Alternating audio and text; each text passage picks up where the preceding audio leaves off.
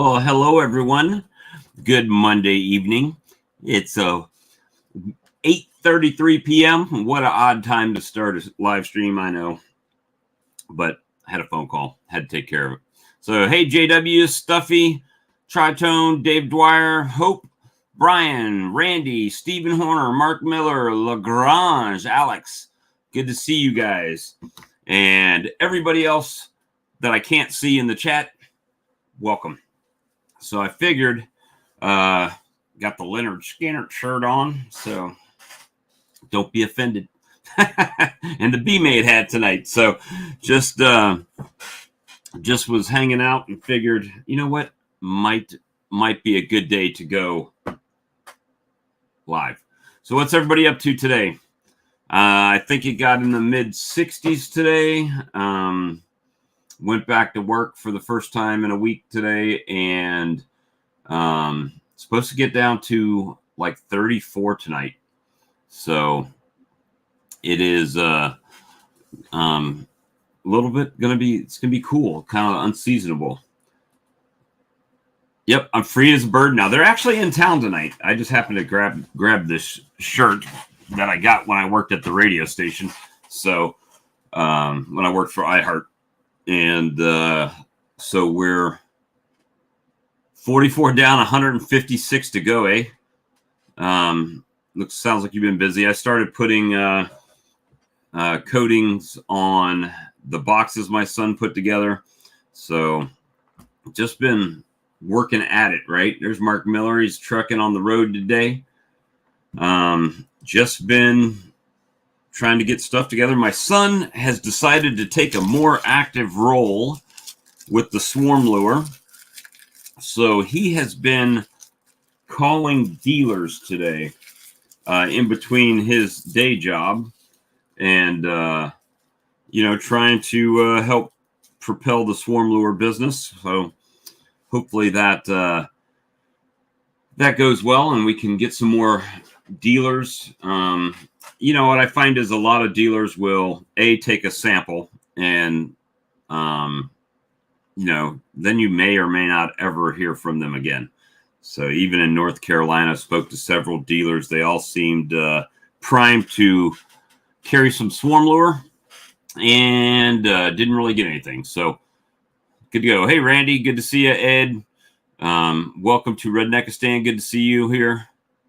And you've been splitting a lot up in the upstate. I have not split anything yet. I'm waiting for this little cold spell that's coming right now to go past us. Then I'll probably get to doing a few splits. But they might just get real hot and heavy on bringing in nectar and stuff. It's one of those times where I've just got to watch them as close as I can to make sure they have room and keep moving and don't decide they want to leave the box, right? So that's kind of what I've been working with. Had a couple people call me about bees and bushes and whatnot, and just have not been able to get up with them to go do that. So we'll see how that goes. Snowing there, really? Gonna snow in Ohio? Everything that I've heard about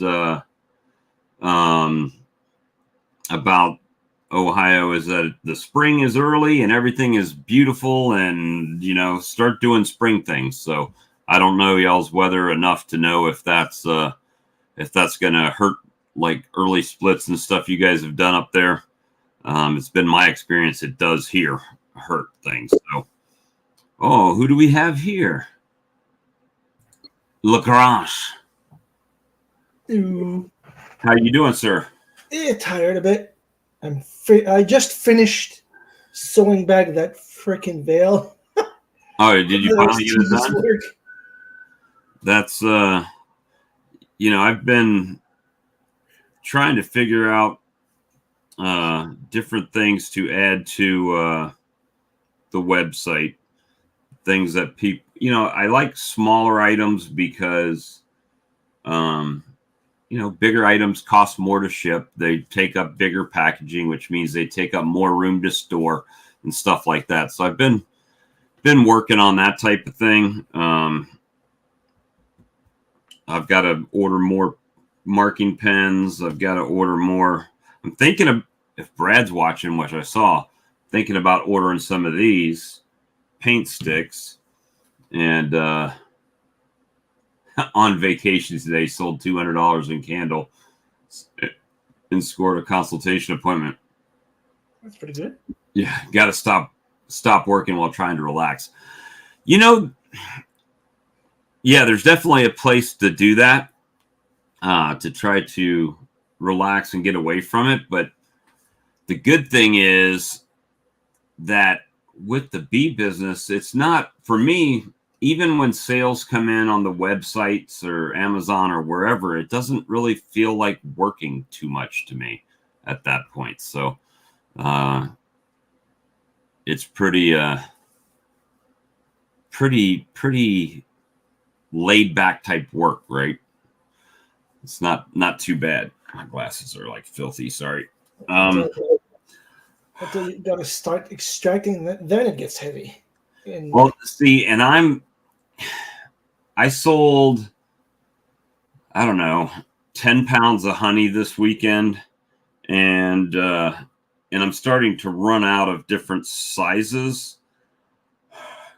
So it's like I've got this show that I'm supposed to go do, but now I'm kind of running out of stuff to actually sell there. So it's interesting. I'll probably still go because I made a commitment to go, but hopefully I've got enough honey to actually sell some there, right? Well, if you feel artsy and have some epoxy, you could set some dried bees in epoxy gems. I gave one to my niece. It wasn't my stepmom, one or the other. Like I made a pendant with some aluminum and stainless steel wire filigree, right? And with a bee set in the epoxy. Artsy Bob. Artsy Bob. You know, make fake amber bees. I could always make one of the make the ball like they had in Jurassic Park, right? But put a bee in it instead of a mosquito.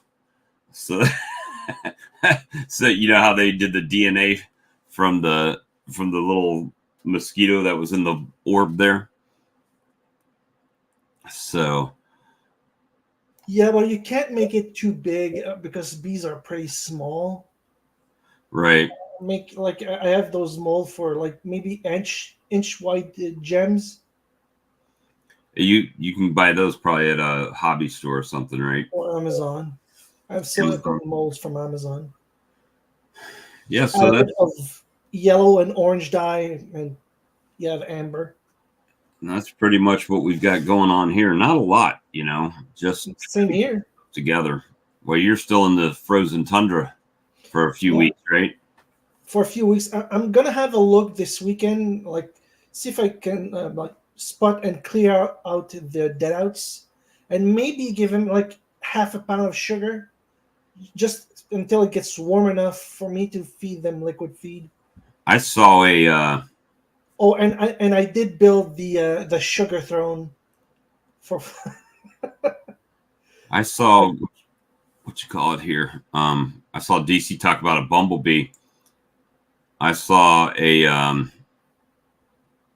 nice a bee trying, not a honeybee, but not a bumblebee, but a wood boring bee here, right? That was trying. Carpenter bee. A carpenter bee, yeah, trying to go in front of a colony, but it was trying to go into one of my spicier colonies, so I don't think it made it. And if it did make it, it didn't make it very far. Colony, right? So, like those are either bright green or yellow, right? Some are not yellow but blue, and I think there's some black. Like they're pretty like brightly colored. Yeah, they're like a bright colored green and black. You know, the big, right? They're big like bumblebees, and they're trying to fly in, but I don't think it made it. Carpenter bees, not missing, I think. Yeah, I think they're all trying to forage whatever they can, and they're all kind of What do you call it? They're pretty easy to help. Usually, what people do for carpenter bees is they just take a block of wood, they drill holes of the right size for the bees, and just leave them out. Some of them go the extra mile and add like paper rolls in them, Right. with an open back. They close the back. Once the bees have laid their larvae, they remove it, take out the rolls, take out their larva casing, put them in the fridge for the whole winter. Once spring comes out, they just reassemble the whole thing. It guarantees more carpenter bees survive. Let's see. Welcome to Redneck Stan said he started grafting. I haven't grafted anything. Nothing. I haven't done anything really, which is sad. All I've done is prep work, like repairing my bee suit, assembling boxes. I got 24 boxes, and I'm like building 2 a day at a slow pace. They're Well, gonna be ready. By the time it's warm enough for me to dip them, I'm gonna be done, even at 2 a day. That's what my son came down this weekend and did. Put all my boxes together and all my frames, and worked pretty well. Getting that knocked out now. While I have time, I've been coating them right with some exterior polyurethane to seal them up and get them ready to go outside. Brand new brand new boxes, and just trying to get things ready. Why I'm doing that, I don't know, because I don't have the bees to fill the ones that I've got. So I will hopefully, when these new bees that I have come in, I'll be able to, they'll have enough I can make some splits and do things like that. But see, I made a mistake.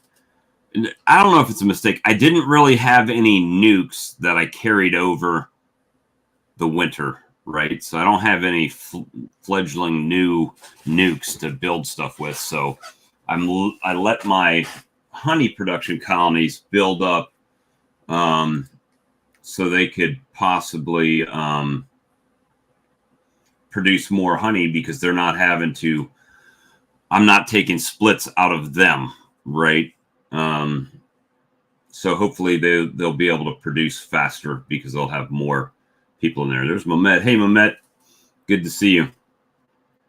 And hey, Honeybee Compound, good to see you.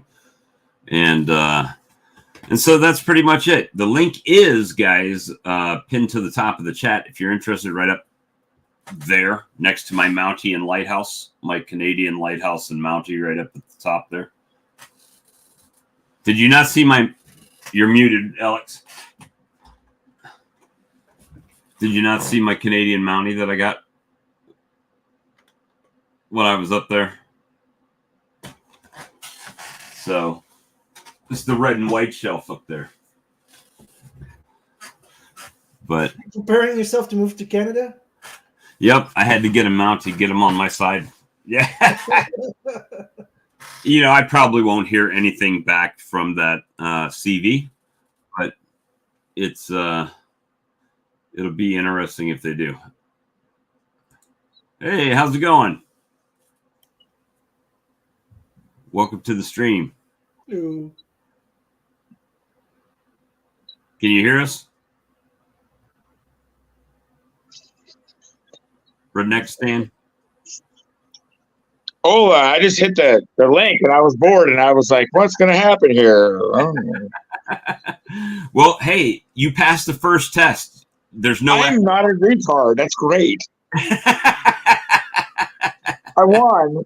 Just like the ASVAB score. I don't know if you're ever in the military, but the ASVAB score is kind of how that goes, you know? So you did your first grafting? How'd that go for you? I won. Guess what I get? A cup of coffee. It's only I paid $2.50. So how many did you graft? Or try to graft? Yeah, I did. Well, I tried to do like 20, and I got like 6 to take. I'm gonna call that a win. It's the first time you've ever done it. That is a win. You have 6 more than you had before you started. You did Yes, better than I and then did. out of those 6, most of them got ate by other things, and I got like 3 to take. So that okay, 2 to take. So you ended up with 2 finished Yeah.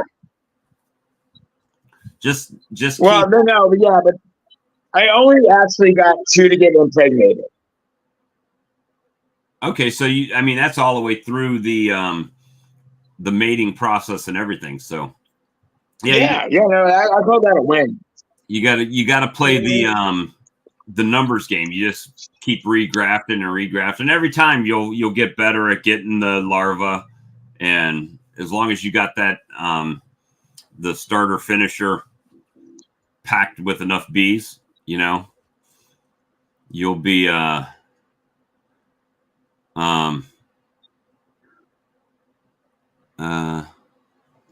In business. yeah, I was just reading what Brian was saying there about you can make Your mind bees. was off the.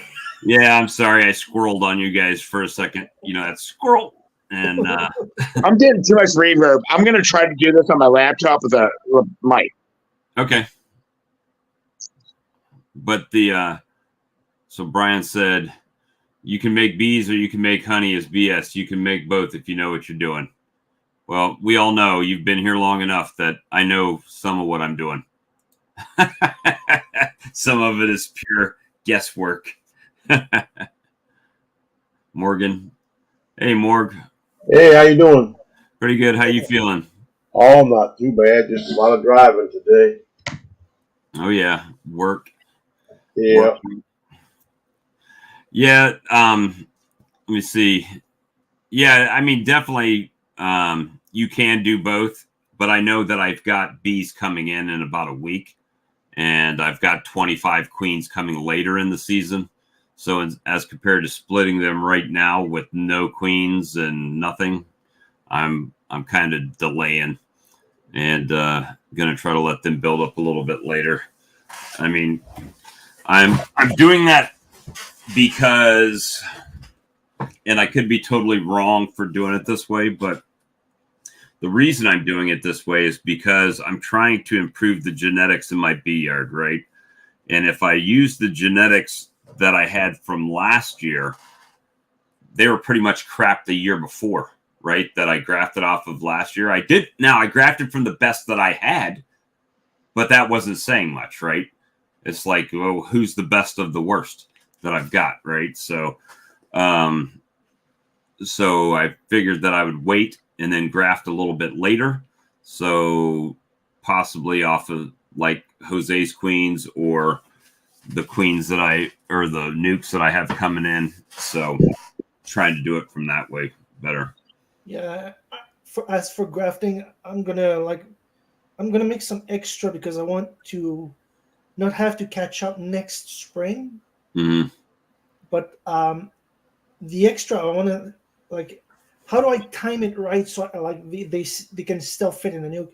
I guess I could pull out some brood and either reinforce the smaller hives or make other nukes so they go into winter with 5 frame, just the right amount of population. Right.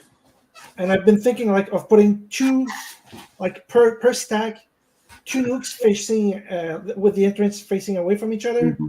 with some foam on top and the blankets. That should help them survive.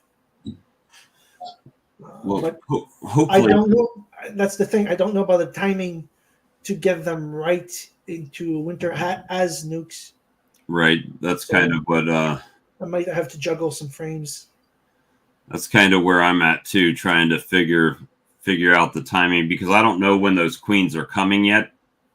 So I got to find out when they're coming so I can work backwards on making nukes, right?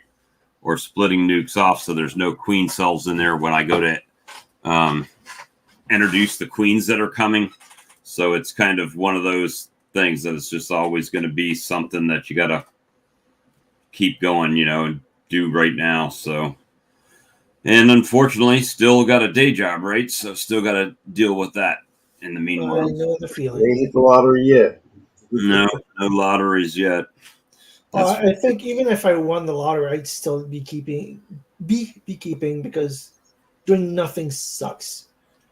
I do beekeeping. I But wouldn't a have big a bee operation, but I keep working. Yeah, that's kind of the thing, is that this time of year is really busy between, website sales and everything else, because it's that time of the year. It slows down a little bit later on. And right now, though, we got to get what we can get when we can get it, and try to make that happen. And, weekends are always good sales, and weekdays not so much. So we're just rolling with it much as we can. But Morgan, you've been able to get in your bees at all, or no? I haven't gotten in them. We got cold again here. But I mean, I've been watching them some, and it seemed to be pretty good. I get in and look, and they're still pretty active in there, and there's a lot of bees in each one. So I haven't got down into the actual boxes yet, though. This is the first time I've ever been able to see similar to what I've seen from watching Ian or James or Brad, where it's cold, where they're not really out flying, but you look in the entrance and you can see the cluster hanging down in the doorway. That's the first time I've ever seen that in my bee yard. So that's, or at least that I've noticed it in my bee yard, right? So it's definitely a different look in my apiary this year as compared to years past. So as soon as this 34-degree night tonight goes past, then I'm gonna make some decisions on making some splits and Get that all week. So are you gonna be like that all week? Yeah, warm days and cold nights. Supposed to be like 28 tonight. Well, I've made the every year that I've been beekeeping, I've made the mistake of splitting too soon. Now, too soon, other people say it's not too soon, right? But for me, the way I've been doing it, every time I split, it always ends up with a cold night, and then I lose a lot of the brood that I put in there with them. So I'm trying to avoid that and do a little bit later, make myself wait a little bit longer to do it. And hopefully that'll work out this year. Yeah, I think I'm gonna wait to do anything. I know I'm gonna wait to do anything like that until I get back from visiting my granddaughter. So. And let's see here. I'm thinking about. I got one hive that is still the bees that came from the original swarm that I caught. And I'm thinking about just doing a regular split and letting them make their own queens so I can keep that genetics instead of just buying 4 new queens. Well, how is the so that have you requeened that original colony, or is it the same old queen that you've had in there? Well, I caught this will be the 4th year for that. So what it was the first after the first year. When I come out of the winter and my first spring, or new spring, I should say, I did a split. And I took the old queen, put her in a Nuke or 5 framer, and let them do their thing, or I was going to. Right. And I let the old hive just make a queen. Well, it turned out that the old queen, she must have been on the way out anyway, because I don't know how old she was, because she was the one I caught the May before. Right. They killed her, so I went and got a new queen for that one. Well, then the original hive swarmed anyway. I caught that swarm, put them in another box. The original one I thought was a goner, but they made a new queen too. And I so ended up with 2 hives off of them. And I still got the queen that I have is the one that they made on the original box. So this is her second spring coming into after she was hatched. All right. So that's her second year. So I'm going to take and move her and do a split with her.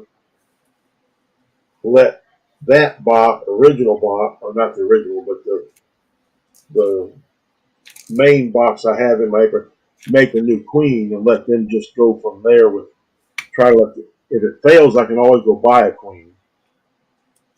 But Right.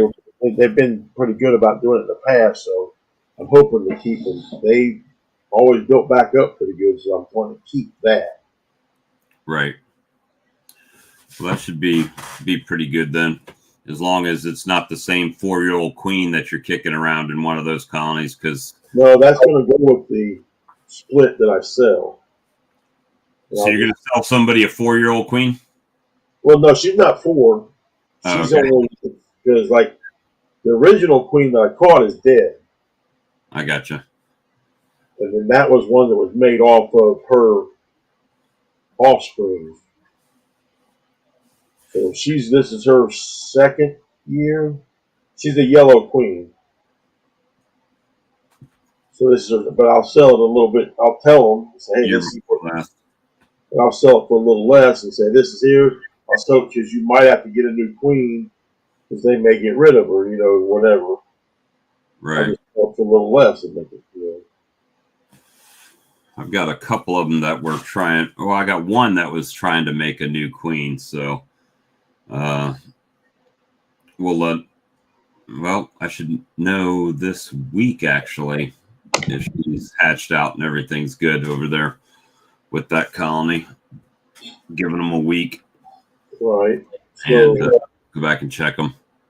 So I got what you think or how you think on this.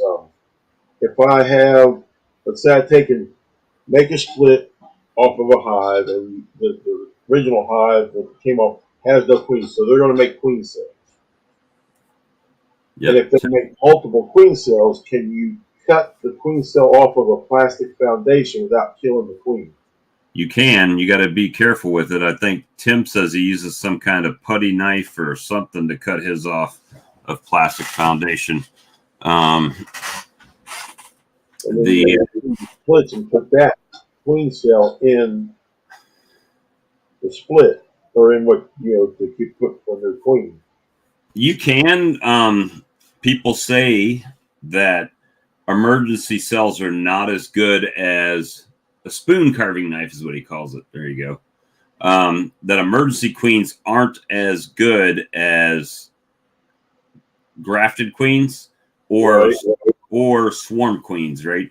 Because swarm queens are ones that they made specifically from the beginning. They were designed to make a queen to split. When you do an emergency cell, when you take the queen out, then it's like, oh crap, we don't have a queen. We need to hurry up and convert one of these into a queen. I did that on my 3rd year. I made a flyback split, and I had to carve out the cells from the frames. I discarded the runty ones. I destroyed them. But the nice big peanuts, those that I didn't accidentally destroy, I used, and I went from like 4 hives up to 15 doing that. Hey, Todd. Hey, guys. What's up? You look like you're at an apiary. Yeah, I just came down here to look. What about your swarm? Did it stay in the box? Yep, it stayed. It's in there. It's locked in. But let me see. Check this out if I can. Oops. All right, Joey called bull. What are you calling bull on, Joey? No, it's there. I could go back down there if you want. I really don't want to. Well, no, man, you're fine. Where you at? You're standing right now on the farm? Yeah. Yeah, there we go. So this is what I'm waiting for right here. These things are really close to busting open.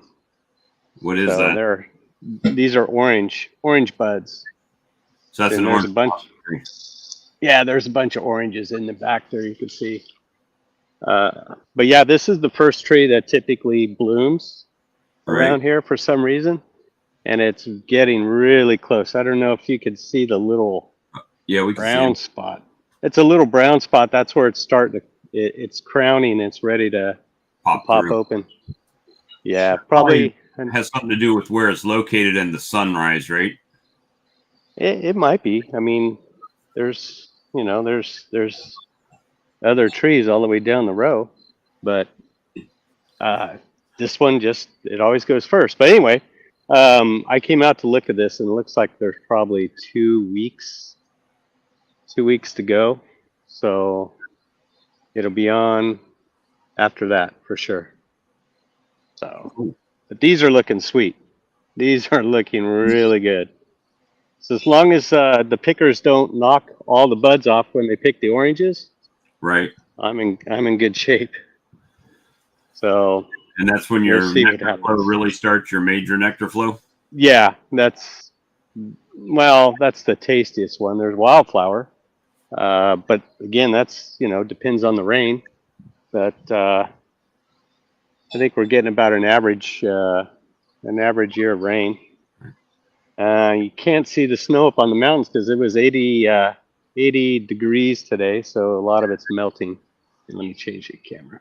Let me clarify this. I didn't say they were not good. I said they were not as good. What's that? Emergency cells. Oh, yeah. I'm just saying that people say, whoever people are, that they're not as good as if they're doing a swarm cell or if you've grafted them yourself. Now, yeah. I don't know. I'm just saying. That's what I've heard. It's not my opinion. I'll take a queen any way it's made myself. Yeah. It doesn't matter to me if she can lay and she's good to me.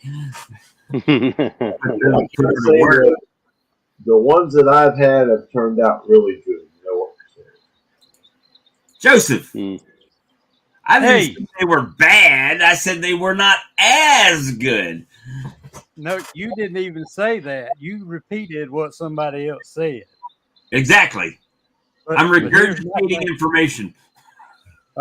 Here's my thing. When I ride up on my Gold Wing, back when it was almost brand new to a Harley store, they started asking me if I wanted to trade up. And I had a better motorcycle than they start with. Right. It's the same thing when people tell you the Emergency Queen isn't any good, it's because they're trying to sell you one they grafted. Okay? Okay. And part of the people that tell you that heard somebody that sells queens say it. So they just repeating it. So it's your belief that if you go in and move a queen and they go into, oh crap mode, we need a queen, and they make a queen, it's just as good as if they planned from the beginning to sell. I believe that. Okay. God created that bee to reproduce. And if you interfere and take their queen, he's going to allow them to fix it. Now, if you go in there messing with it again, right, you're probably going to mess something up. That's just my belief, and I can follow that line of logic. Yeah, because when you take them, they're still going to have brand new eggs because she was just playing. I just didn't know if it was like location or what. So that is regurgitated information. That's not my information. Yeah. So it's just here's what I do when I make them. When I take the queen or just pull a split or whatever, and they start making emergency sales, if they make 12, 15 sales, I may pull a few of them. But you don't want to leave just a few sales. You want them to be able to select which one of those sales they're going to use. You don't want to cull them down to your thoughts. You want to let them do what they got to do. Right. That's not science. Like Brad now, that's not science. That's me. So, yeah, I've done it before and doing exactly what you say, right? So, like, even if you make a box and put a frame of eggs in there, if they make 10 cells, I leave all 10 cells. Yeah. And let them figure out which one's the best one for them, right? Yeah, that's the best way to do it. In my opinion. Now, does that include even after they've been capsules? You get 5 cap cells, so basically whichever one is out of those 5 comes out on top is going to end up being the queen. But that's a fight between the queens, right? Well, that may be true. It may not always be the first one comes out, because I've seen 6 or 8 queens running around in a Yeah, I've box. had that happen too. A bunch of virgin queens Who walking knows around. who's first? Yeah. And the bees will know better than you will. So, yeah, I don't disagree. I'm not going to argue with you. You know, I know there's a lot of talented people out there that take that little cell and put it in it. They do thousands a day and more to them. But when somebody tries to tell me that any man living on earth can do that better than God can do it, it just kind of, I lose my train of thought about that. It just goes against my beliefs, you know. Well, That's why I said I you call think bull. the idea is somewhat the same thing if you've got enough bees where they can properly take care of all the cells that you put in there, right? Right. So, Right. but I wasn't calling bull on you. I was calling bull on what you said you heard. Oh, okay. I didn't want to make anybody mad. You know me. I walked the line. Whose line? You walked Bob's line. Yeah, see, that's the same thing as that JW says the same thing. He says he prefers swarm over emergency. And so, I mean, yeah, that's just it. It's that I would that's too, because that's tree playing too. I mean, I would prefer swarm over a emergency any day. Matter of fact, I've used some already this year, but they're both good. Thanks, Brad. I appreciate that. Appreciate you a lot, sir. Thank you. Well, gentlemen, 4:30 is going to come early in the morning tomorrow, so I'm going to wash off today and get to bed to get ready for tomorrow. So, all right. Well, have a good one, Morgan. We appreciate you stopping in.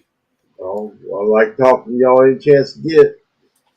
See, this time of the evening, I got to get some nap time. I'm going to get to be an old man. I need more sleep than I used to. you see JW here at Brad. Maybe we don't like Bob. Good night, y'all. Wouldn't be the first one, JW. Would not be the first one. It's all good. But I have to say, it looks like you got an ass in your portrait right there.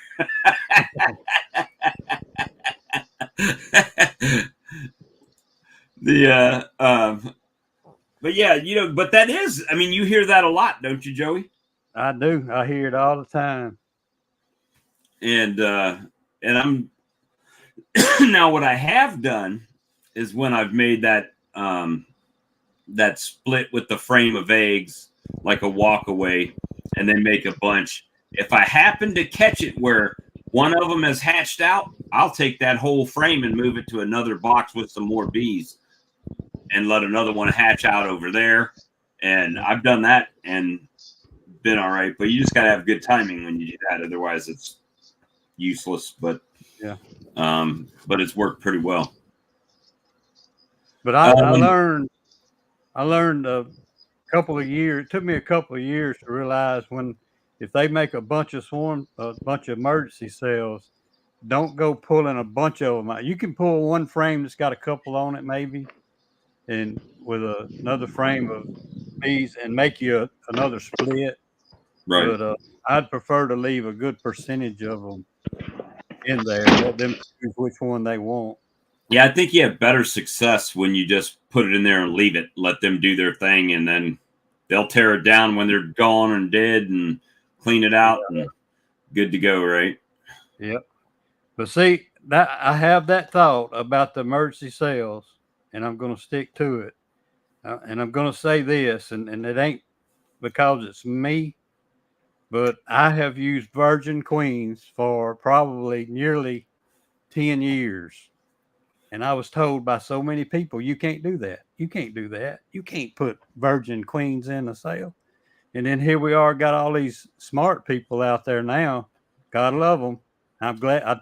I tell Corey Stevens all the time, I'm glad you come along, man. I said, I have people all the time telling me you can't use virgins. And I've been doing it for 10 years. I said, here's somebody with some brains come along and it's all good now. So. Yeah, there's a lot of naysayers. Yeah. Even you show them it works, Well, you can't every do one it. of mine last year, if you think about it, I graft and let them hatch in my incubator. That's what I do. And then introduce them. I cut a lot of emergency swarm cells out when I got a bunch of them in there and I can't use them all. Right. All the easy ones, I'll cut them out, stick them in the incubator. Matter of fact, one came out this morning. Let's see. I think I took a picture of her.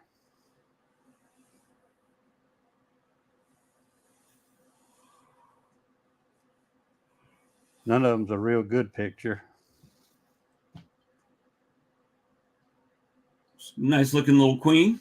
She just came out this morning. It's beautiful. And you'll just walk her in the front, or you putting her on the top? I'll walk her in the front door. I used to put them on the top of the frame and just let them walk in. Uh-huh. But now I just go out there just open your roller cage and put it up there and let her walk in. Yep. Do you find there's a difference in acceptance rate doing it through the front door or through the top? I don't really know if there's a difference, but Mr. Pat McCaffrey told me to do that, and I started doing that, and it was just easier. I didn't have to open no beehives up, Right. You just walk up there and let them in. Yeah. Yeah, makes sense. A lot simpler. No fussing. That's the Gus Mitchell was doing that too, walking them in the front, right? Yeah. I think I did a couple of videos doing that last year. Haven't seen videos from Mitchell in a long time. Yeah, he has been taking a break from YouTube for a while there. I think so. Every once in a while, we got to do it. Got to take a little break. But this. Are you guys getting a cold spell down there at all, Joey? It's supposed to be in the 30s. I don't know. I think 35 last time I looked. Yeah, it's supposed to get that way tonight. I've got several nukes. I pulled 26 nukes so far. Now it's saying 33 degrees tonight. Yeah. Most of those are on top of a double screen board, so I'm not worried about them too much. But I have 5 or 6 that are in nuke boxes. I hope they be all right. I'm getting about, well, I guess you could say 8 hours, but it looks like between 5 a.m. and 9 a.m. is supposed to be in the 30s. And then, by 11, it'll be back over 40.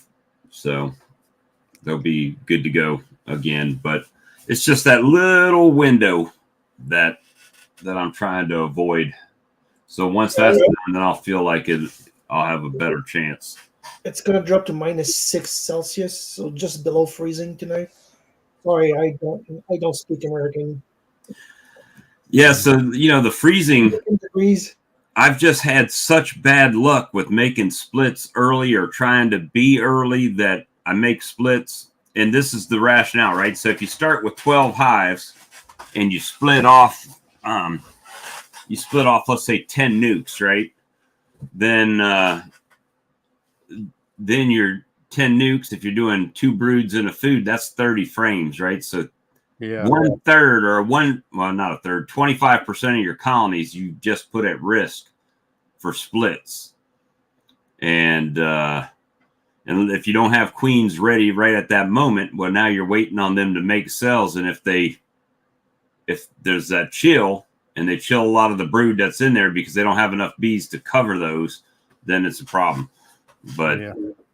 I think I've got all mine pulled early enough. They probably won't have much brood still left that would chill. If it did, it wouldn't be a whole lot because most of them are merged. Right. But if they got a cell in there, I hope they can keep it warm. That's my thing, because everything is still capped at this time. Right. And as that's far kind as of sales. what I've been fighting with there. So now once this one night goes away and everything, the lows are in the 40s, then Yeah. it seems like I have a better return there. So, But you see, I can't do that. Now, I guess if you did a 50-50 walk-away split or whatever, it would probably be okay, because you'd have enough bees in there to really cover it versus a nuke. right. But, if I waited till after this freeze to split, I'd have bees in trees everywhere right now. Because I've been equalizing so far this spring to bring my weaker colonies kind of up to a par level there. I feel like, I still have a couple colonies that could hit the trees that are like that mean colony. And I don't really care if they hit the trees, but you know what I mean?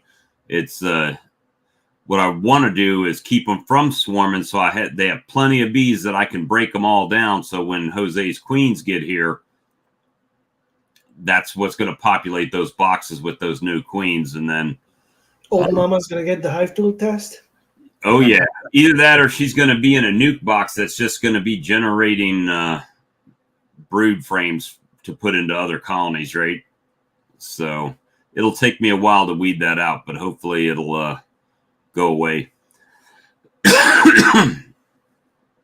But yeah, that's my thing, is I'm just trying to build them up now to where I can go in there and pull frames, no problem, not have anything to worry about. But you always got something to worry about, I guess. But that's kind of what I've been trying to get to happen. And I could fall on my face like I have in a lot of other years. And if I do, then it's just another learning experience, right? See, my biggest thing, like today, I went through everything. I split the first day, which was like 8. I think I split 8 the first day. I did it 3 different days. I went through those 8, and all 8 of them had capped cells. But that's only half. That's only half the thing. If all those emerge, I still got to get them to fly out and get mated and come back. Well, are the when you're splitting off, how many frames are you typically putting in a box now? When I'm putting them above a double screen board, it's 3 broods and 2 foods. Okay, just like a regular nuke you'd buy. Yeah. And I've only got 3 double screen boards right now. So I've really tried to start using those last year when after Hive Life, I had gotten some from Bob Binney, and was going to try to start using it. And I did use it a couple times, but I'm not proficient at it, so something I'm working on. I think it was the first day. Yeah, the first day I had split. I always leave 4 broods in the bottom in the main hive. I pull everything else out as far as broods go. Right. 3 of those broods go in a nuke box that's going to sit on top on the double screen board with 2 foods. All the rest of the broods will go in a nuke box and go on down the line somewhere. And time I got through with everything I was going to do that day, I had 5 broods left. And I started to do something with them, but in a nuke box, I didn't have enough room. I didn't want to split that in half anyway and put in nuke boxes. So I put 2 of those broods in my long hive and gave them a boost. And I took the other 3 with a food and put on top of, I don't know if y'all seen the video, but the transfer I did of that late swarm that I left out all winter. Yep. I went and put them on a double screen board above them and let them keep them warm.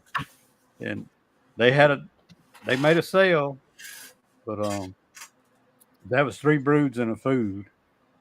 So they doing good too. And I don't know where they getting it from. There's not a lot of flying bees in there, but they was bringing in more nectar. Yeah, I've got a bunch of nectar coming in, and it's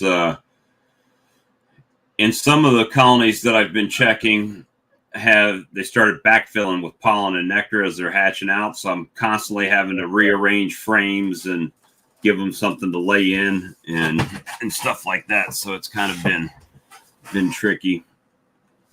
But so far, none have hit the trees yet. So I guess I'm doing all right with it at the moment. And Alex up there is just waiting on his to thaw out enough where he can get in them. I don't know what you're talking about. He resembles that remark. Yeah.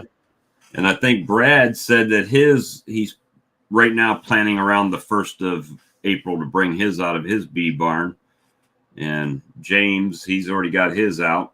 And I guess Ian will probably be bringing him out sometime in the next couple of weeks too. But,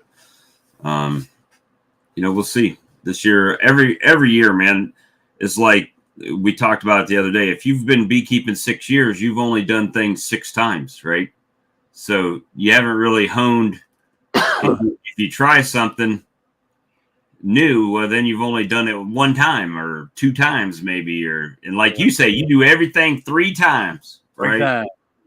And then before I say yay or nay.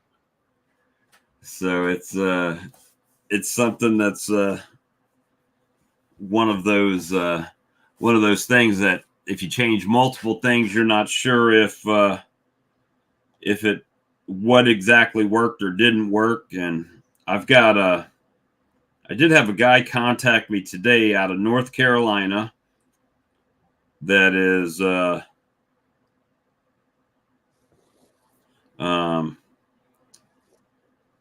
people and he's going to do a test on. He's a high school science teacher, and he works kind of with I think it's North Carolina State, he said. And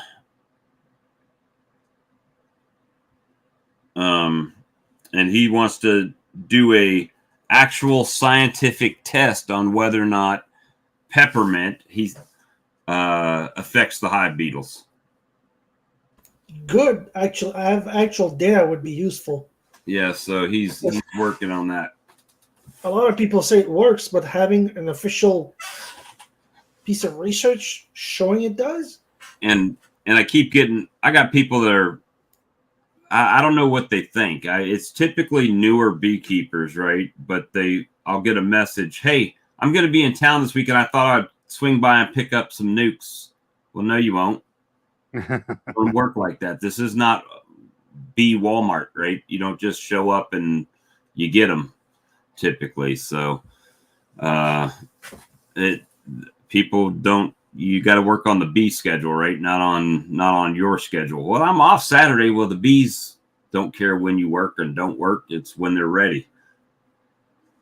And that's what. So I just sent a text back to a guy. Nope, not going to have them this weekend. Maybe the following weekend if my Nuke provider has them ready for me. We'll see. I'm going to try for next year. Any extra nukes I have? The thing was, I told myself I wasn't going to sell any nukes this year. And then as soon as I've squared away the nukes that I was going to get for my yard, then people started calling me, hey, do you have any nukes? Are you going to have bees? Are you going to? Well, I guess if you want one, I should split them off a nuke out of that mean-ass hive. I should take her and put her in a nuke box. Yep, I got one. You can come get this one right now. That'd be fine. That's going to take somebody off of beekeeping forever. Just make sure you have a good suit when you use this one. That's all I'm saying. Well, that mean hive I had for years when I couldn't find her, I don't even ever get down there. I never get down all the way to the bottom brood box because they're so mad all the time. Yeah, but I have always pulled a brood out the 2 years or 3 years I did that. I'd pull 3 broods out and 2 foods and drop a cell in it. It wouldn't be none of her cells. So I'd drop a cell in there, and time that queen emerged and got mated, all those mean bees were gone anyway. Because when when I sell it to them, it's mostly all her bees. Yeah, that would be my clearance bees, right? We got these marked down if you want these. Well, why are they marked down? Oh, you'll see. You'll see. They're great bees. However, you will see why these are discounted to get them out here.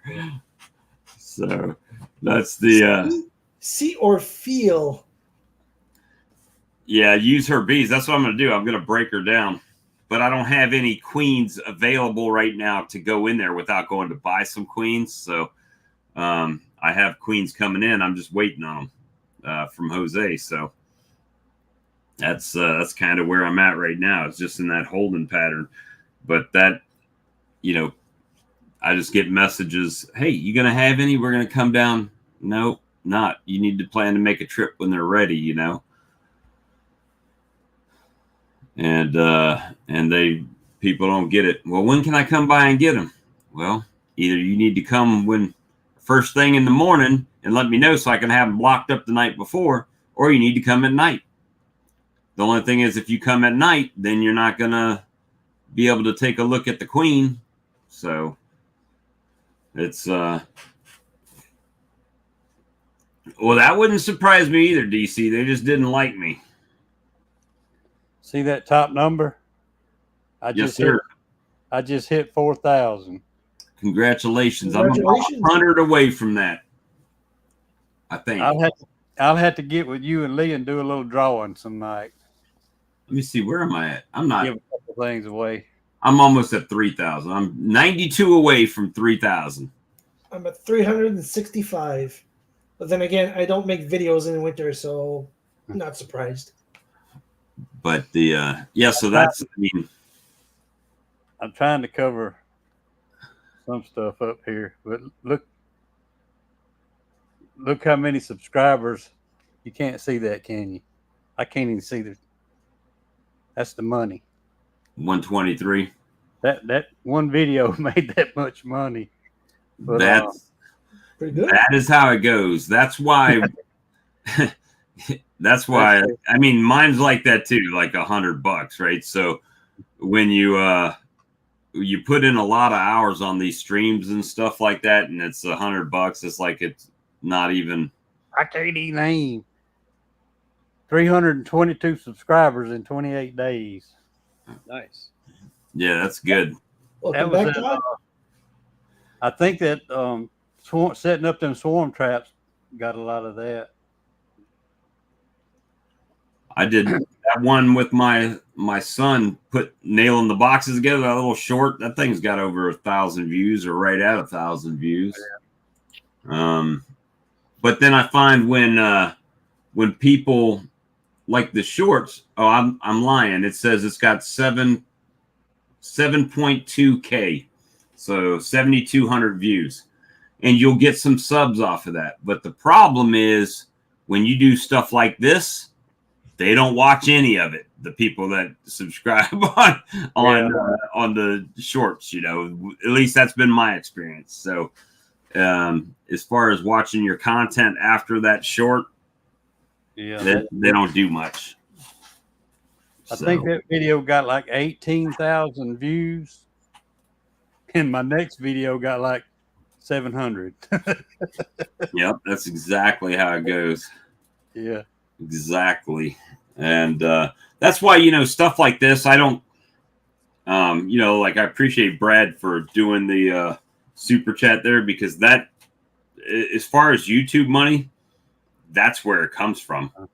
That's where most of that comes from. It doesn't come from actual videos being watched and stuff like that, because in a typical month, I might have 4,000 watch hours on my channel, and barely scrape through to get, you know, $100 or something. And if you think about it, $100 is $100, but I've actually thought about demonetizing my channel just where I wouldn't have to, because I do taxes on everything I do.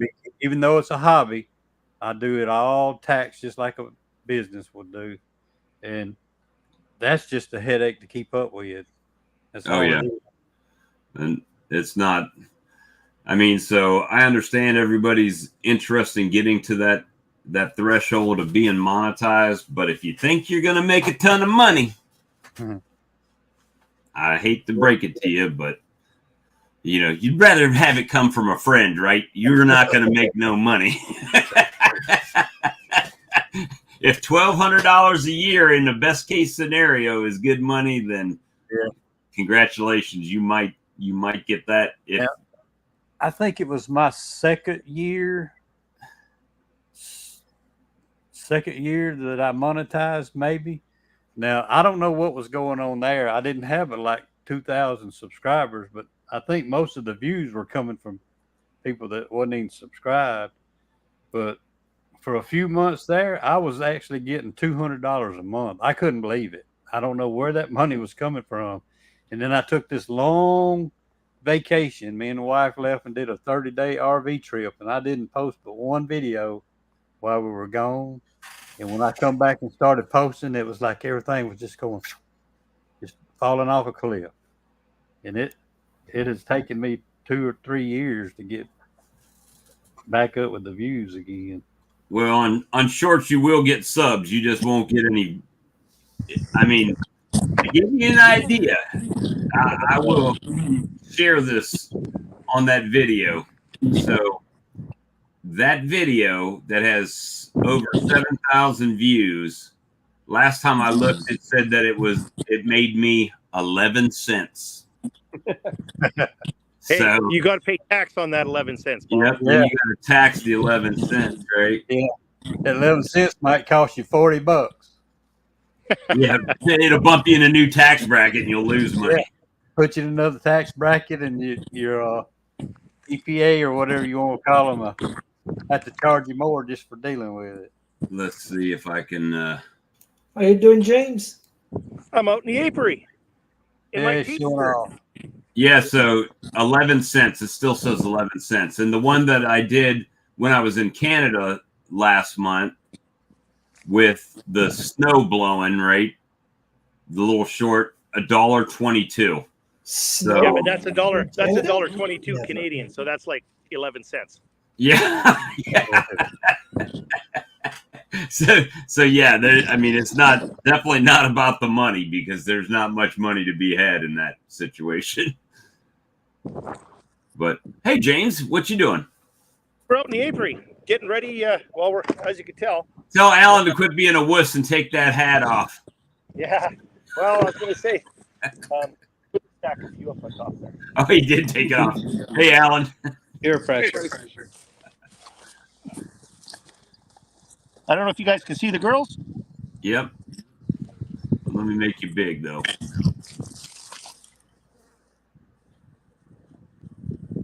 So they're getting ready for the weather that's about to come too. So The wildfire season? no, actually, we're going to get back down to about -8, -10, something like that for the next 3 days, and then we're going to come right back up. So we're going to leave them out here. We're going to see what happens. We're going to roll the dice. Man, you can see forever up there. Well, that's it's usually behind me, but this year, that's going to be all canola, and that's going to be all canola. So I got a really good spot here. You're going to be busy. You're just going to have to harvest quick, too, right? So it doesn't harden up in the frames. So that's all that's left out of a bag of pollen sub. They devoured that big time. A 40-pound bag or a 50-pound bag? What would that be? Yeah, probably about half of a 20 kg. So, that would be 40 pounds. So 20 pounds of sub was in there. Well, they should be getting ramped up. Wait, you got a very tall hive right there. What's going on there? That is. So those are a couple of the dead outs we had. So I don't know if you can see here. We just stood them up, let the girls clean them all out. No, the very tall hive you have right there. Right here. Yeah. So we're just stacking the dead outs there. So after the snow will come back out, we'll stand these back up so that the girls can clean them out. Let me see if I can pull one here so you can see. They've done a pretty good job already. So how did you end up with as far as losses? Just under, what did we figure? Just under, right around 10% winter 10%. losses. So I'm pretty happy with that, all things considered. So yeah, no, we're extremely happy with where we're sitting here right now, and I got the video edited. It's going to upload tonight, but you'll be able to see the strength of these hives, and to say the least, I'm extremely happy with what we've got. So I noticed something today that you probably didn't hear when we were talking about it there, but for the first time that I can ever remember is looking in a bottom board and seeing the cluster hanging down in the doorway, right? I've never seen that, and so that's a first time for me with that. But that's perfect. That's what you want. At least this time of the year, right? I've seen brooding or bearding and all that, but never really seen a cluster just hanging down in the doorway. Yeah. Do you still have that video of that nuke I opened up? Yeah, but for some reason when you send it to me, even when I make it big, it's like really tiny on the screen. Oh, okay. I was gonna say, feel free to share that if you want, because that's typical. Our 6-frame nukes came out of the shed, ready for a 10-frame box. I don't know if that has something to do with the Apple to Android translation of it or something. I don't know. Put it on the No Life Beekeepers channel. There you go. Well, the video will upload tonight. Like I said, I've got it all edited. It's ready to go. So I will upload that tonight for everybody. I'm sitting here gabbing.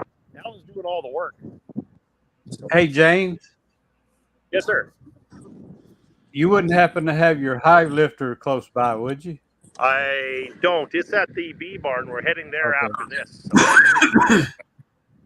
I was talking the other day to somebody in the chat, Stone River, and Okay. we were talking about yours. You made yours to work on them pallets, right? Correct. So Boris actually did that for me. He made me a pair of forks that go on it. Okay. That's not something he normally sells. He just made that for you. If you let him know that you're using the pallets, he'll make them for you. Absolutely. Okay. You see what I'm saying about how it doesn't fill the screen up like other videos? Oh, it's probably because I filmed it as a short. So, but that's probably why. Well, you'll just have to tune in and watch my video. What is it, about a little past 8:30 up there? Sure. 7. I haven't looked at the time. The sun's up. We're still working, so we keep going until the sun basically goes down. So, but what anyway, they say in Corner Gas said, not much to see out here, and then you say, well, actually, you can see more because there's nothing. You can see for miles. You can see for miles everywhere. There's nothing to get in your way. So you guys going to another out yard or something now? We're heading to the bee barn here now. Yep. So I'll see if I can. Here, I'll just give you the Allen. So, but how far is the bee barn from you right now? Oh, did we lose them? I think we did. I think Alan probably shut the phone off. Alan shut it off. And said, hey, man, you got to start doing some work. All right, I'm going to remove them from the screen. If they pop back on, I'll pop them back in here. But so everything is kind of going on schedule right now. You know, I'm really having a hard time with everybody saying we're earlier, we're later, we're earlier, oh, hold on, James is back. Sorry, James, you guys had went black, so I just popped you down and went black again.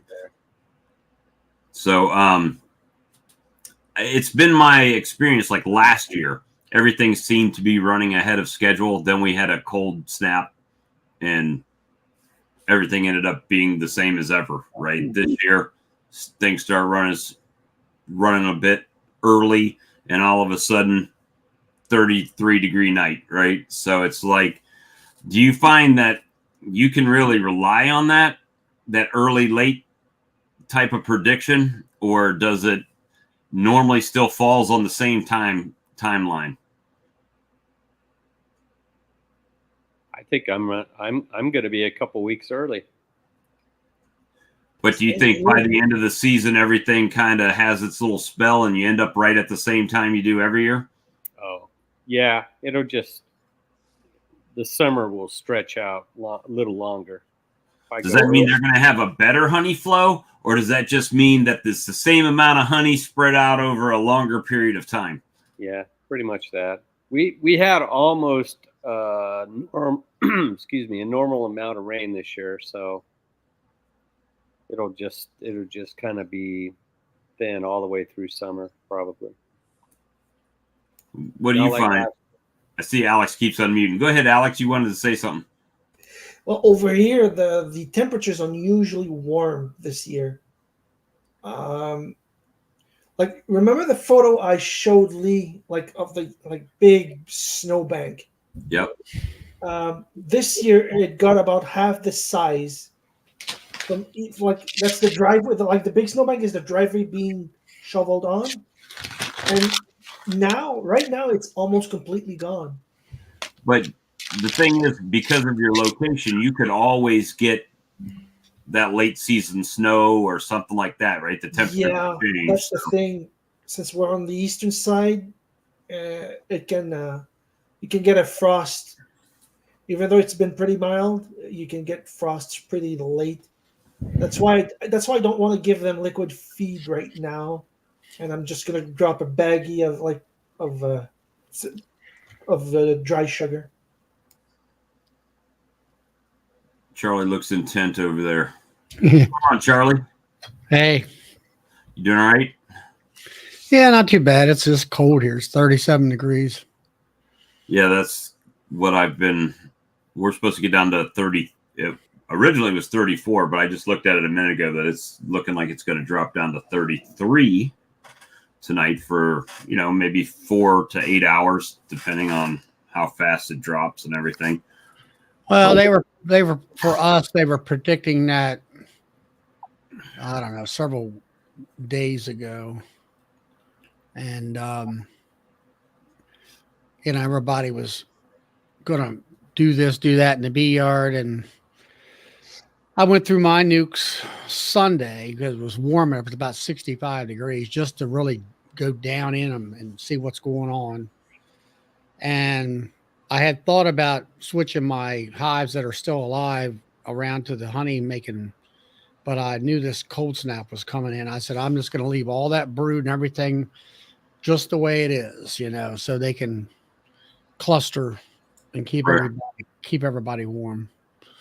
Now, next Wednesday, it's supposed to be in the 70s.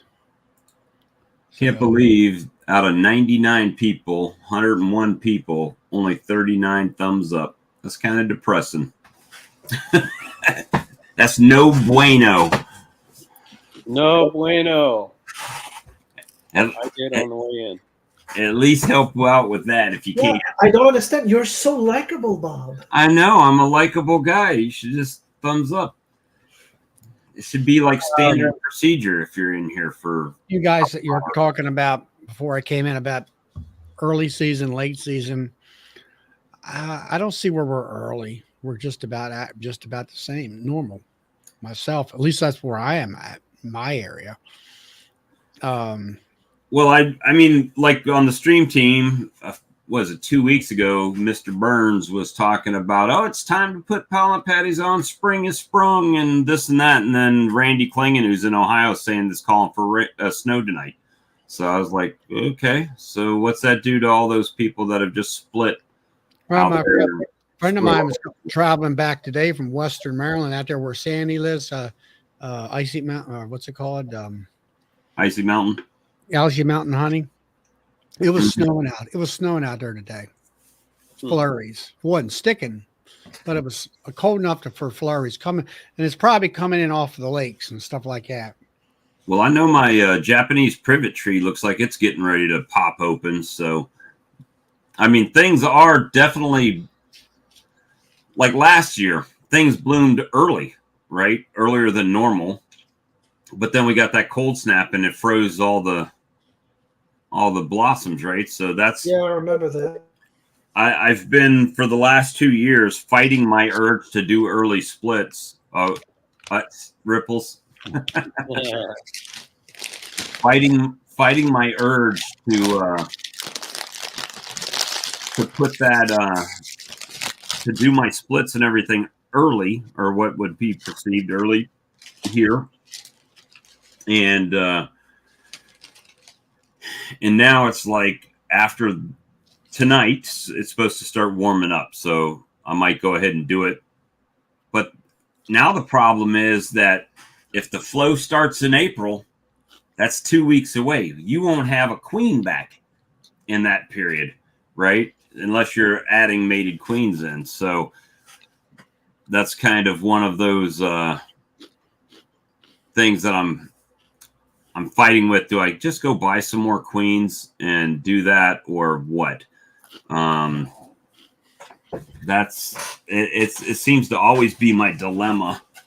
And I'm really trying to stop pouring money into the bee business. And it's so easy for me to say, you know what? I'm just gonna get some queens and do some splits. And Earl's trying to come in, but there he is. Hey, Earl. How's it going, guys? Yes. Good to see you, man. Echo or anything I need to kill? No, it sounds good right now. I'm trying a new thing out here. Check 1 2. Check 1 2. There you go. Yeah, you're good. You got a 1 new 2. mic? That's like Yeah, 10-4. Trying it out. Sounds good. I like your shirt Got a too. new shirt too, man. I like that shirt with bees all over it. 3DB shirt. Nice. Don't you love those backgrounds when you try to show somebody something? They're like, no, you can't. They just disappear. How's Charlie So doing? And everybody. Howdy. Hey, Joey. Good. Bob, you doing all right, buddy? Yeah, man, I'm doing good. Just trying to make it through. I had a guy contact me. You'll find this interesting. A guy contact me out of North Carolina that is wanting to do Yeah, man, I talked to him. Scientific study on the peppermints based on the video he put out last year, right? So I told him I don't care. Told him he must really like talking to you. First time he ever talked to me was today, and I said, "Yeah, use whatever you want, man. It doesn't bother me." You talked to him today? Yeah, he messaged me today. I didn't speak to him, but he messaged me, and I was texting back and forth with him.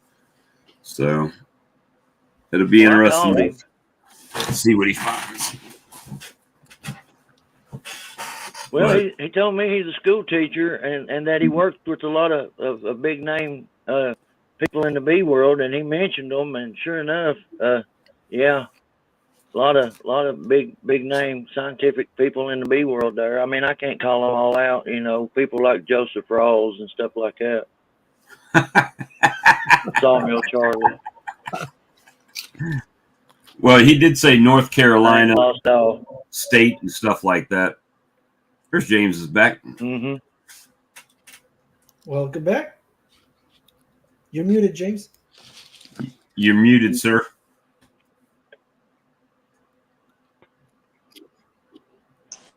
How about There now? you go. Yeah, you're good now. Yeah, we're in the bee barn already, so I think you lost us. So it's about 4 miles to the first apiary from here. So you see a bunch of work we got ahead of us. Looks like you're getting it done, though. We're getting there. So we're come to we got all these ones over here that are all piled up, ready to go. So all the ones in here are all piled up, ready to go. Looks like my place, only bigger. Yeah. What do we got? And more stuff. We got 3 pallets to the roof back there. I think each one of those has got, what did we say, 64 boxes and frames on them? Per pallet? Per pallet, yep. No, that you'll be sitting there froze up on that video. Hey, your video froze up, Earl, but we can still hear you. But We'll grab one Yeah, of it these. takes a little bit longer to pump that in the mountains here. So, yeah, we got Keep new, your dust down. You got a dust curtain. what was that? A dust curtain. You have a dust curtain to keep the dust from flying around. To keep the bees in this side of the barn. Oh, okay. No, not that one. Can't lock them in that one. So, yeah, the It sure is bees, amazing looking out in them fields when he was working. That's all our ventilation system and everything. All the AC and stuff to keep it cold in here, but they're kicked them all out. Now we're in construction mode. So we're about to start dipping boxes and get all that going. We got all these lids that Alan's got made up. We got to get them. Bob, you've been to Canada. Can you translate what he's saying in the hillbilly for me? So James, what's the update on the extraction line? We really haven't had a whole bunch of time to work on it. So we've got, there should be a piece of plywood to go on top there too. We've got, what do we got? We got the auger all bead blasted. We got one of the honey pumps ripped apart, but that's as far as we got on that, unfortunately. So like I said, all of this work here has taken priority. So we got time to fix the extraction line. We don't have a bunch of time to get all this stuff ready. So my hives, actually, weather permitting, I'd be throwing a second on them right now. But I just got to get through this cold snap. Somebody wants to show you wants your hive lifter. Right here, Alan. They're here. Oh, my hive lifter is back underneath all that. So it's a ways from coming out yet. Which model do you have? Do you have the B3? I do, yeah. So I was just wondering if it's forks. So the forks are on it, unfortunately. I was going to grab the forks so that you could see, but the forks are on it. So I wonder if I can reach Whatever back. saves your back and neck, brother. Hang on, give me 1 second. Paul says, well, James, guess you're going to have to keep that day job a little longer to pay for all the new gear. The new gear's paid for. Mm-hmm. I'll get Alan to hold the camera so I can show you what they made for us. So these here are the forks.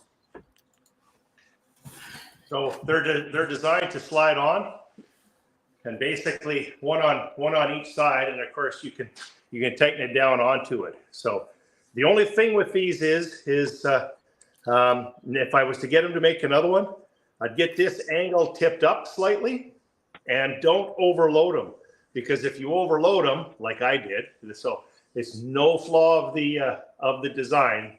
I overloaded it. But if you overload them, what ends up happening is the aluminum bar that goes in here, you end up twisting that bar. So I got to put a new bar on there, but that's not a design flaw. He's got it designed to lift 4 full honey supers, not a pallet with 4 full honey supers on each hive. So Wow. all this guy's full. So Looks like you got several Pro Nukes back there.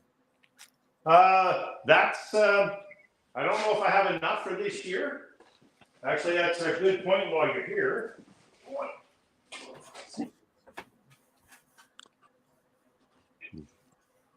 He's into the rainbow thing.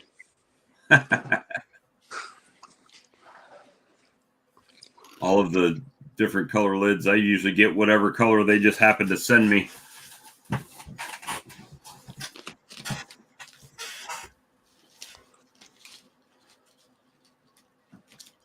I am about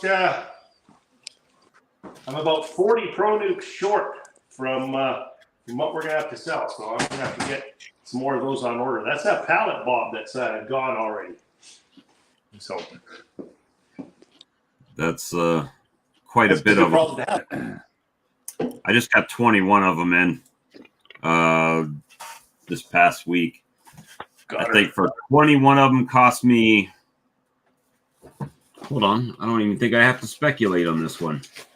I think it was, here it is, exactly where it's at while I'm dropping stuff. 21 Pro Nukes, $460.95 with free shipping. There you go. I was going to order these from Man Lake, and they went up on the price to where you didn't get a price break till last year. It was at 10. This year it's at 100. So I started looking at some other places, and I was going to go to what's the one where they were getting that suit from. Where'd you get that suit from, Charlie? Oh, Yeah, Foxhound. Foxhound. So at Foxhound, it was about the same price, but there was no free shipping. So that was another $160 they wanted to add on it or something like that. So I looked at Lappy's, and Lappy's sent me them out with no shipping. So that was where I bought them from. Right. Where are they out of? Midwest someplace? Iowa. They're in Iowa. But they shipped them really quick. They got here very quickly. Yeah, well, Alan and I figure we're going to have about 100 nukes to sell here. So we need some more boxes.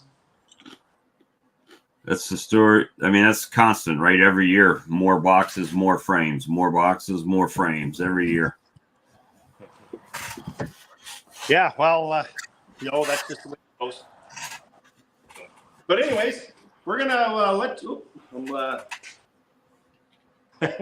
we're gonna let you guys go. We got a bunch of wax we got to haul in here, and we still got to run back out. I got one nuke that is very, very small, so we're gonna pick her up before it gets cold. Okay. Everybody. Have a great evening. Have a great evening. We'll talk to you later. All right. Bye for now. Bye. So, Earl, what you been up to, man? You think I'm crazy. I'm trying to catch that autumn olive honey, and I've done and put supers on. You believe that? Yeah, I've got some supers on mine too, so it doesn't surprise me. That's good though. Yeah, I'm going to try to catch it this year, and I've been watching it, and right when she started to, just look like it's about to flare out, I slapped them on, and that was yesterday. So we'll see how it goes. Now, how long do some grafting? I got some new goggles like Lee got. How long do they bloom, the autumn olives? About 2 weeks. Copy that on 2 weeks.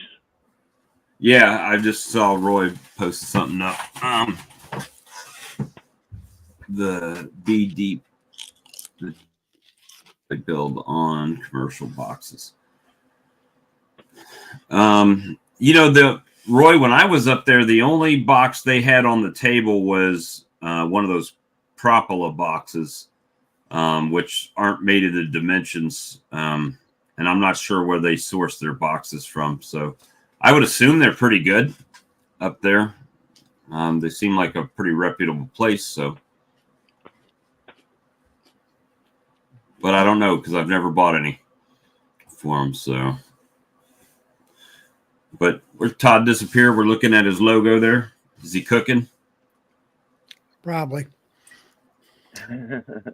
Sorry, I'm just eating leftovers. I'm starving, man. It's already 7 o'clock. I haven't had supper yet.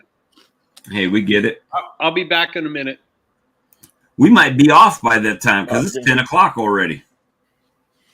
Well, a lot of different guys from a lot of different time zones in here. Oh, yeah, for sure. Let me see. You ever think you'd be worldwide? No. I've seen people on the streams from Australia, the UK, obviously Ireland, right? Northern Ireland. We can't forget Fermanagh. I met Joseph Rawls. Yes, I did. I done that. Yeah, I mean, I don't know whether to say good job or I'm sorry. But that's what people would say about me as well. I think when he walked up, it blowed his mind that I knew who he was. He's like, who I am? He just went over 4,000 subscribers. That's what I heard. I was thinking, do you know who I am? Yeah, when I first met him, I thought he was another one of my cousins trying to tell me I owed him money. I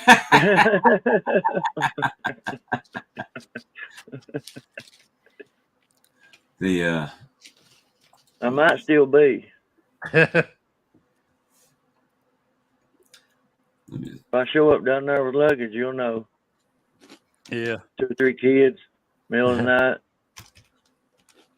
Oh, it's time to go for sure now. Frank just popped up. Oh, I saw See, a video, way of so I life. had to go. Yeah. What's saw up? what? Crazier than I am. I can't believe you're pulling supers already.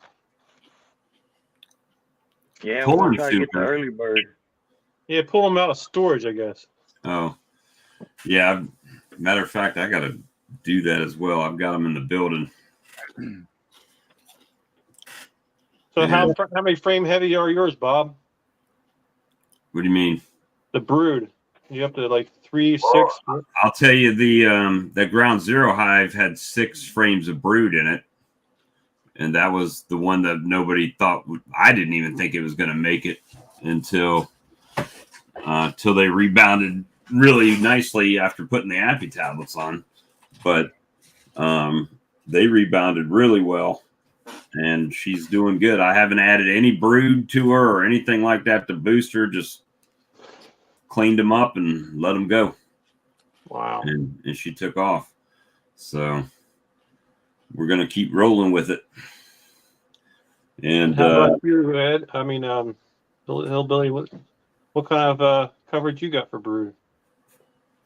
Well, man, I fed mine heavy all last month, liquid and pollen substitute. So mine's thickened up a little bit more than most, I would say. I wouldn't slap that super on it if it wasn't, at least 8. Holy and so smokes. mine are mostly, I got 10 frame everything, so, and they're deep frames. What happened was, I lost quite a bit, actually, not being able to go to the hives, not being able to lift the hives and stuff. So I wasn't able to do the things that I wanted to do, or that I should have done. But, not really. I couldn't have done it. I just had those epidural shots in my neck here just day before yesterday, trying to get rid of that, neuropathy and stuff where I can actually pick something up without dropping it. And so I lost 5, and that hurt me pretty bad. And I had 7. And so it knocked me down to 2, but it knocked me down to 2 super Hoss hives. And I think I'm going to try to, I got a crazy idea about grafting. I'm going to try to graft. I got some of that high-tech equipment that I see Lee and Bob use, those goggles with the interchangeable all the way up to 3.5x or whatever in a light. Those things rock. I'm to the age, man. I'm, over 50. It's time. I can't see as good as I once did. Things ain't as easy as they was. What do you think yours died of? Starvation or what? Actually, 3 died of starvation, and 2, I'm not sure of why they died. I don't know if it was starvation or if I'm thinking it was more. 2 of them was they just didn't have no insulation on top. I didn't get out there to get it on them. Something as simple as that, like putting insulation on top of one. But you still got to put a box on top of it, and then put the insulation inside of it, and then lid on top, all that stuff. And it's not cool when you can't do it. Yeah, I had quite a few that died, and I'm convinced. I don't think it's anything about the box. I think it's just the way I didn't feed them or something. Not they don't big like enough. to be in shorts. That's what 3 of them. 3 of mine definitely, man. They were just, you could tell they were hungry, and they died being hungry. I just got that, Bob. I didn't even hear it. I said they don't like to be in shorts, so they just gave up. They went on strike. Yeah, see, Bob, they're all in lives. No, I've lost a bunch of hives too, so I just didn't count them. What it leaves you with is like superhero status, though. You know what I mean? The hives that survive, they're boss. Yeah, the 3 that I have going are, Where like you it's gonna said, be a they're lot of honey. bulks. They're going gun crazy, but for me, one frame of brood is pretty good. Well, you're still Yeah. in cold temperatures too, right? So Yeah. Now that Charlie's gone, I'll tell you one of mine is a double. Oh, it's And not a so single it's pretty- brood management there, Charlie? No, one of them is single brood management, and the other one is a double brood management. Just I was playing with it, you know, checking it out. It so happened they both made it, man. They're 2 boss hives. Charlie's moving to L chamber management now. Did you hear? the L chamber. I don't know. They were talking about that keeper's hive, how it's got that side box on it. Yeah, I ain't in the loop no more, man. I've been about working myself to death trying to keep up with an old dozer. An old 350C John Deere we've been trying to play with. Oh man.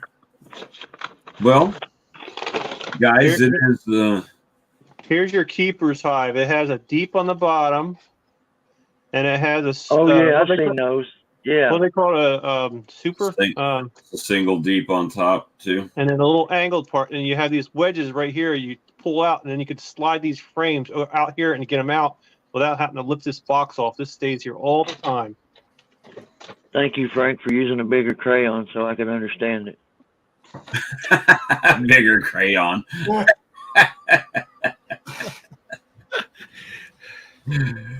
Oh, guys. Charlie, about the L chamber management system. Oh, the keeper's hive. It's just another. I know the guy that invented it. He's a friend of mine. I like how he does that, Charlie. He does that in a mean way. Some girls on TV do, the mean girls. And you know, me and Charlie are like cousins, don't you? I don't see where there's an advantage to that thing. Your back, right? You don't need a lifter. You don't need a lifter. Yeah, you know, he's got an 8-frame box. He's got a nuke on top of that, and he's stacking nukes up. So I mean, he's still got to stack boxes. But he would have to give, the big idea of it is you can do a demarate. You take the little lid off the side, you take the little things off the ends or the bars. That way it don't propylize the bars. And you can index the frames out from underneath the boxes that are up on top. To be quite honest with you, about 4 years ago, he came out with one, basically like Brad from up in Canada did, where it was a double brood chamber box. I bought it. It had 2 queens. In the center was a queen excluder, and those 2 queen boxes fed the center position of a 10-frame supers. And what I have the problem is I couldn't keep the queens alive. One side, the queen would die out, or they would kill the one queen, I guess, because the mixing of the bees and pheromones and all that kind of stuff. So and they would refuse any new queens too. Huh? They refuse any new queens as well in that case when you configure hives that way. I put brand new, spent money, put the queens in there, and some bitches, they killed them.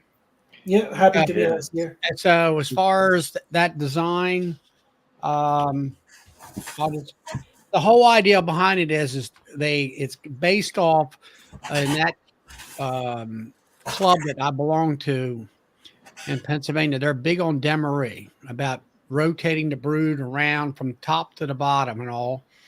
And that I have a question to Bob about that. And they were trying to develop a box system where you didn't have to lift everything off and move everything around. And they got it. But is it practical when it comes to honey production? If you're really into heavy duty honey production, no, it isn't. Not my, it's fine maybe for somebody to play with in their backyard. That's about it. Who had a question about demaree? I had a kind of a question for Bob, I guess, because I noticed he's done it a few times, demaree. Do you think, Bob, that the top side of a demaree is strong enough to produce cells? Oh, it definitely produced cells. I The mean, from problem is, grafts? I mean, I guess if you cut the cells off of it and use the cells and not take the whole frame out for like a split, that would work well. I'm talking inserting a frame of grafts right in there with them. Would they nurture it, or would they just ignore it? They would. I mean, if there was no other cells, they would probably take care of it.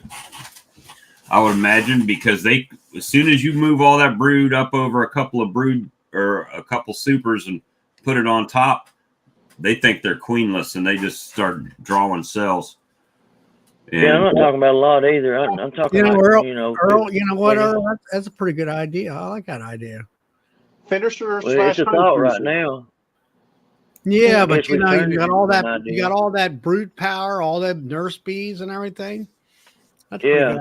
That's If pretty you good have problem lifting, Draco made a suggestion using long hives instead. Do what? I was just trying to utilize the top of that thing, since it was, you know, what was going on up there would be exactly what you normally would think. Well, I can tell you this from need. experience: if you put up brood up there, let's say it's 95% cap, but there's some open cells, they will draw cap. You got to go back about 3 or 4 days and check them, because they'll have queen cells up there. So the tendency to make queens for you in a grafting frame is high. And that's one of the things that's advantaged on that Demery thing. The top box being a brood box, it can be a resource box. If you need to move frames from there to another hive, it will. If I don't put in drawn comb, if I only have, let's say, 5 frames of cap brood, I will put 5 frames of foundation in there, and they'll draw the foundation out, or try to anyway, along with keeping the brood warm. So it's a multi-purpose formation of a hive. So, but I like the idea of that, putting them graft frames in there. That's I'm about to try that this year. I think I'm going to, 10 or 20 anyway. Yeah. Don't overload it. Way back to 7 that I know of. Right. Yeah, that's interesting. See, that's why we like Earl. He thinks outside of the box. A blind squirrel find a nut in the woods every once in a while. I thought that was the top of the box. He thinks outside the squirrel cage. That's right. So do I. But I think I tore the box up, outside of the box sometimes. So some people like it, some people don't like it. Either way, I like it. Guys, I'm gonna have to jump off here. It's been good on talking to y'all. Seeing you. Yeah, we're getting ready to end right now anyway. So good to see you, Earl. I didn't know if I was gonna get in with this elite crowd, but I was glad to be here. Yeah. It was nice to see you again. Yes, sir. Good to Y'all my heroes. we're just regular people. That's it. Anyway, guys, it is 10:17 by my clock, and I'm gonna go ahead and call it for this evening, because we've gone for a little while here, hour and 45 minutes. And tomorrow night we have a live stream, supposedly. Don't know what channel it's going to be on quite yet, but I don't remember, because when we take a week off, it gets everything all messed up. So either Lee's channel or my channel tomorrow night should have a live stream on it, and we'll see everybody then. Yeah, Doug. Yeah, the nukes are taking some syrup. Not a lot. So everybody have a good evening. We'll talk to y'all soon. Good night. Bye, y'all. See ya. Now if I can get to the end button over here. There we go. End.